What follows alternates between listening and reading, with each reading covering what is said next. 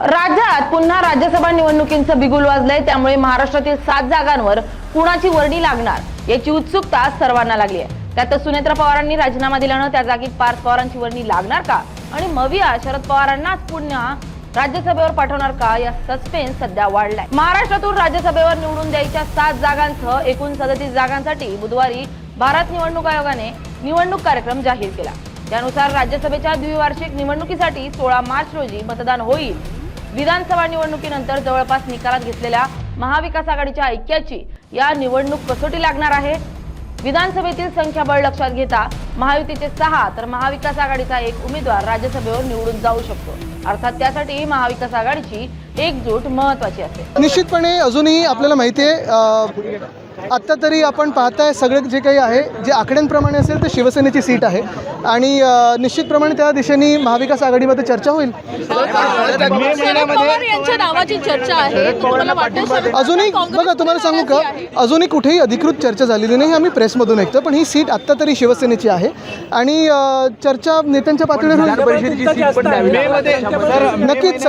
ऐका आत्ता कुठेही गोंधळ नको म्हणून मी परत एकदा सांगतो, अजून ह्या सगळ्या काही ज्या चर्चा आहेत ह्या बाहेर अफवा आहेत, कुठेही अधिकृत चर्चा झालेली नाही आहे। विधान परिषदेत असो किंवा राज्यसभेत असो संख्याबळावर जर आपण पाहिलं आणि रोटेशनमध्ये पाहिलं तर हा शिवसेनेची वेळ शिवसेनेची जागा आहे। कुणाचं किती संख्याबळ असेल पाहूयात ग्राफिक्सच्या माध्यमातून। भाजपला 131, शिंदेची शिवसेनेचे 57, अजित पवारांच्या राष्ट्रवादीचे 40, काँग्रेसचे 16, शरद पवारांच्या राष्ट्रवादीचे 10 तर ठाकरेंच्या शिवसेनेचे 20, अपक्ष आणि इतर 12।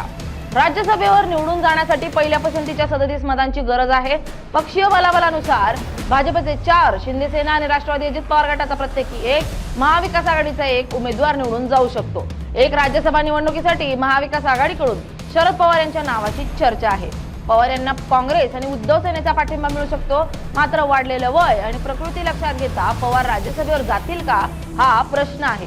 पवारांनी राज्यसभेवर जाण्यास नकार दिला तर आघाडीला सहमतीचा उमेदवार द्यावा लागेल।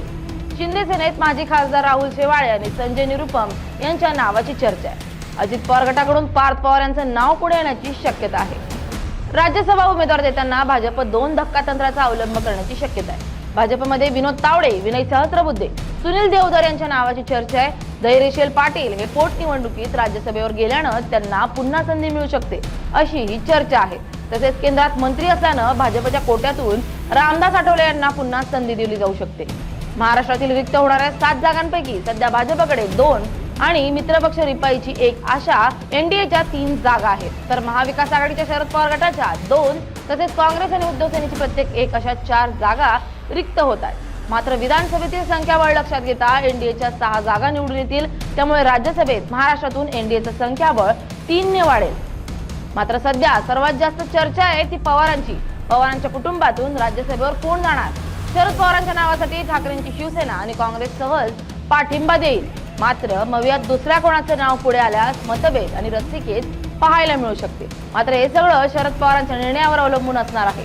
तसेच दुसरीकडे सुनेत्रा पवारांच्या जागी पार्थ पवारांची वर्णी लावण्यासाठी अजित पवारांची राष्ट्रवादी प्रयत्नशील आहे। सुनेत्रा पवारांच्या दिल्लीवारीनंतर पार्थ पवारांच्या नावाला हिरवा कंदील मिळाल्याच्या बातम्याही समोर आल्या। त्यामुळे येणाऱ्या राज्यसभेत पवार कुटुंबातून आजोबा दिसणार की नातू दिसणार की दोघंही दिसणार हे काही दिवसातच स्पष्ट होईल। Bureau report LS Marathi.